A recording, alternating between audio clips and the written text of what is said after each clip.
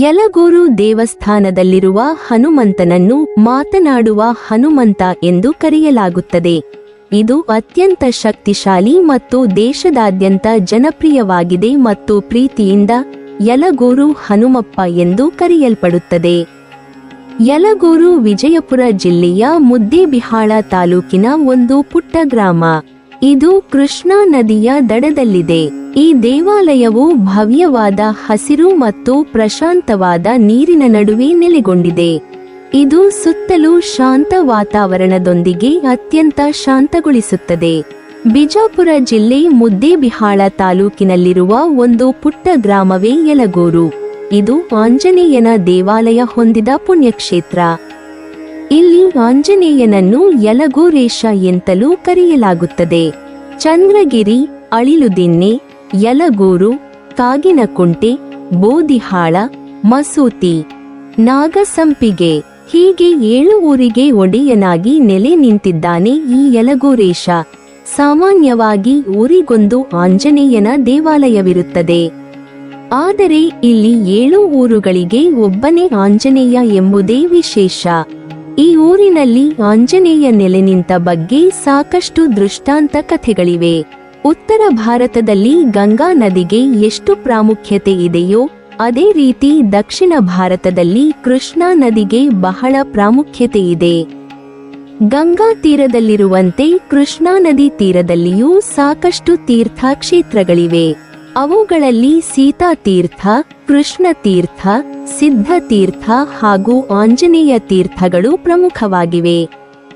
ಇವುಗಳಲ್ಲಿ ಯಲಗೂರು ಕ್ಷೇತ್ರ ಕೂಡ ಆಂಜನೇಯ ತೀರ್ಥ ಎಂದೇ ಖ್ಯಾತಿಗಳಿಸಿದೆ. ಪೌರಾಣಿಕ ಹಿನ್ನೆಲೆ: ಮಾರೀಚನು ರಾವಣನ ಆದೇಶದಂತೆ ಚಿನ್ನದ ಜಿಂಕೆ ರೂಪದಲ್ಲಿ ಸೀತೆಯ ಗಮನ ಸೆಳೆದ ಊರು ಚಿಮ್ಮಲಗಿ. ಶಬರಿ ನೆಲೆಸಿದ್ದಳೆಂದು ಹೇಳಲಾದ ಊರು ಚಂದ್ರಗಿರಿ, ಅಳಿಲುದಿನ್ನೆ. ರಾವಣ ಸೀತೆಯನ್ನು ಅಪಹರಿಸಿಕೊಂಡು ಹೋಗುವಾಗ ಅವನನ್ನು ಅಡ್ಡಗಟ್ಟಿ ಪ್ರಾಣ ಕಳೆದುಕೊಂಡ ಪಕ್ಷಿಗಳ ರಾಜ ಜಟಾಯು ಪ್ರಾಣ ಬಿಟ್ಟಿದ್ದು ಇಲ್ಲಿನ ಅಡ್ಡಗಟ್ಟಿ ಗ್ರಾಮದಲ್ಲಿಯೇ ಎನ್ನುವ ಪ್ರತೀತಿ ಇದೆ. ಇದಲ್ಲದೆ ಆಂಜನೇಯನು ಶ್ರೀರಾಮನ ಆದೇಶವನ್ನು ಪಾಲಿಸಲು ಈ ಯಲಗೂರು ಕ್ಷೇತ್ರದಲ್ಲಿ ನೆಲೆಸಿದನೆಂದು ಹೇಳಲಾಗುತ್ತಿದೆ. ಕೃಷ್ಣಾ ನದಿಯ ತೀರದಲ್ಲಿರುವ ಯಲಗೂರೇಶನ ದೇವಾಲಯದ ಪ್ರಾಂಗಣ ವಿಶಾಲವಾಗಿದ್ದು ರಂಗಮಂಟಪವನ್ನು ಹೊಂದಿದೆ. ಇಲ್ಲಿನ ಕಂಬದಲ್ಲಿ ಆಂಜನೇಯನ ಚಿಕ್ಕದಾದ ಮೂರ್ತಿಯನ್ನು ಕೆತ್ತನೆ ಮಾಡಲಾಗಿದೆ. ಈ ಮಂಟಪದಲ್ಲಿಯೇ ಶಿವನ ಲಿಂಗ ಹಾಗೂ ಗಣಪತಿಯ ಭವ್ಯವಾದ ವಿಗ್ರಹವಿದೆ. ದೇವಾಲಯದ 2 ಬದಿಯಲ್ಲಿ ಆನೆಗಳ ಶಿಲಾಮೂರ್ತಿಗಳಿವೆ. ದೇವಾಲಯದ ಮುಖ್ಯ ಗೋಡೆಯ ಮೇಲೆ ಸಂಜೀವಿನಿ ಪರ್ವತವನ್ನು ಎತ್ತಿ ಹಿಡಿದಿರುವ ಆಂಜನೇಯನ ಮೂರ್ತಿಯನ್ನು ಕಾಣಬಹುದು.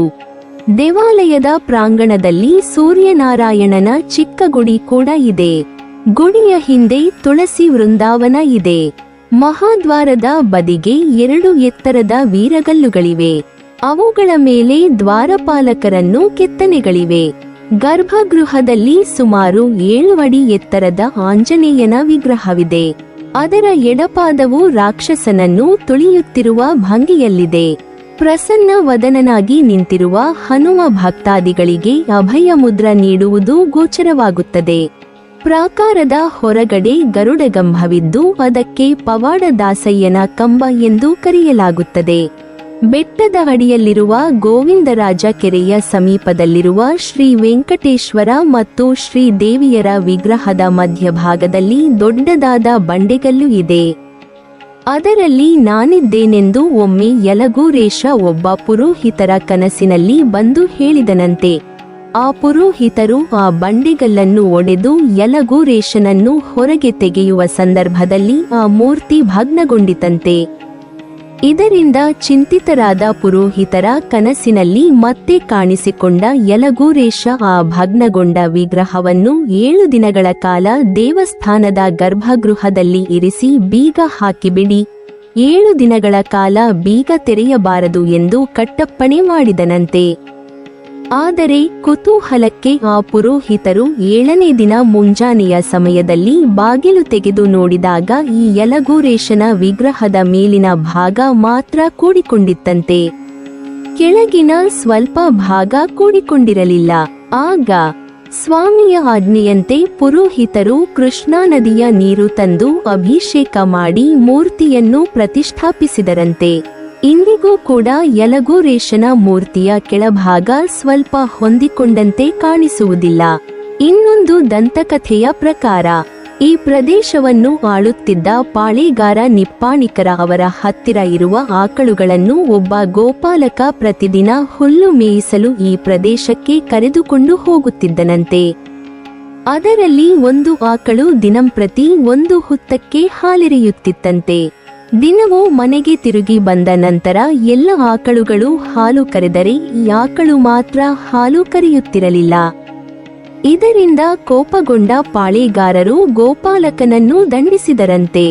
ಆಗ ಅವರ ಕನಸಿನಲ್ಲಿ ಬಂದ ಯಲಗೋರೇಶ, ನೀವು ಗೋಪಾಲಕನನ್ನೇಕೆ ದಂಡಿಸಿದಿರಿ? ಆ ಆಕಳು ಹುತ್ತದಲ್ಲಿರುವ ನನಗೆ ದಿನವೂ ಹಾಲು ಕೊಡುತ್ತಿದೆ ಎಂದು ಹೇಳಿ ಆ ಹುತ್ತದಲ್ಲಿರುವ ಮೂರ್ತಿಯನ್ನು ಅದೇ ಜಾಗದಲ್ಲಿ ಪ್ರತಿಷ್ಠಾಪಿಸಲು ಆಜ್ಞೆ ಮಾಡಿದನಂತೆ. ಆಗ ಆ ಪಾಳೇಗಾರ 7 ಊರಿನ ಜನರ ಎದುರಿಗೆ ಈ ಮೂರ್ತಿಯನ್ನು ಪ್ರತಿಷ್ಠಾಪಿಸಿದರಂತೆ. ಹೀಗಾಗಿ ಸುತ್ತಲಿನ 7 ಊರುಗಳಲ್ಲಿ ಹನುಮಪ್ಪನ ದೇವಾಲಯಗಳೇ ಇಲ್ಲ. ಪ್ರತಿ ವರ್ಷ ಮಾಘ ಮಾಸದ ಕೃಷ್ಣ ಪಕ್ಷದ ಮೊದಲ ಶನಿವಾರ ಮತ್ತು ಭಾನುವಾರಗಳಂದು ಕಾರ್ತಿಕೋತ್ಸವ ಜರುಗುತ್ತದೆ. ಈ ಸಂದರ್ಭದಲ್ಲಿ ನಾಡಿನ ವಿವಿಧ ಭಾಗಗಳಿಂದ ಬರುವ ಭಕ್ತರು ಯಲಗೋರೇಶನಿಗೆ ಹೋಳಿಗೆ ನೈವೇದ್ಯ ಅರ್ಪಿಸಿ ತಮ್ಮ ಭಕ್ತಿ ತೋರಿಸುತ್ತಾರೆ. ದೇವಾಲಯದ ಪ್ರಾಂಗಣದಲ್ಲಿ ಸೂರ್ಯನಾರಾಯಣನ ಚಿಕ್ಕ ಗುಡಿ ಕೂಡ ಇದೆ. ಗುಡಿಯ ಹಿಂದೆ ತುಳಸಿ ವೃಂದಾವನ ಇದೆ. ಮಹಾದ್ವಾರದ ಬದಿಗೆ 2 ಎತ್ತರದ ವೀರಗಲ್ಲುಗಳಿವೆ. ಅವುಗಳ ಮೇಲೆ ದ್ವಾರಪಾಲಕರನ್ನು ಕೆತ್ತನೆಗಳಿವೆ. ಗರ್ಭಗೃಹದಲ್ಲಿ ಸುಮಾರು 7 ಅಡಿ ಎತ್ತರದ ಆಂಜನೇಯನ ವಿಗ್ರಹವಿದೆ. ಕೃಷ್ಣಾ ನದಿಯ ತೀರದಲ್ಲಿರುವ ಯಲಗೋರೇಶನ ದೇವಾಲಯದ ಪ್ರಾಂಗಣ ವಿಶಾಲವಾಗಿದ್ದು ರಂಗಮಂಟಪವನ್ನು ಹೊಂದಿದೆ. ಇಲ್ಲಿನ ಕಂಬದಲ್ಲಿ ಆಂಜನೇಯನ ಚಿಕ್ಕದಾದ ಮೂರ್ತಿಯನ್ನು ಕೆತ್ತನೆ ಮಾಡಲಾಗಿದೆ.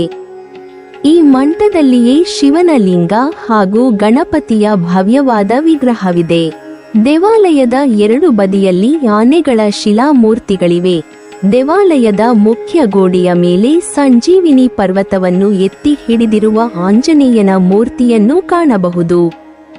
ದೇವಾಲಯದ ಪ್ರಾಂಗಣದಲ್ಲಿ ಸೂರ್ಯನಾರಾಯಣನ ಚಿಕ್ಕ ಗುಡಿ ಕೂಡ ಇದೆ. ಗುಡಿಯ ಹಿಂದೆ ತುಳಸಿ ವೃಂದಾವನ ಇದೆ. ಮಹಾದ್ವಾರದ ಬದಿಗೆ 2 ಎತ್ತರದ ವೀರಗಲ್ಲುಗಳಿವೆ. ಅವುಗಳ ಮೇಲೆ ದ್ವಾರಪಾಲಕರನ್ನು ಕೆತ್ತನೆಗಳಿವೆ. ಗರ್ಭಗೃಹದಲ್ಲಿ ಸುಮಾರು 7 ಅಡಿ ಎತ್ತರದ ಆಂಜನೇಯನ ವಿಗ್ರಹವಿದೆ. ಅದರ ಎಡಪಾದವು ರಾಕ್ಷಸನನ್ನು ತುಳಿಯುತ್ತಿರುವ ಭಂಗಿಯಲ್ಲಿದೆ.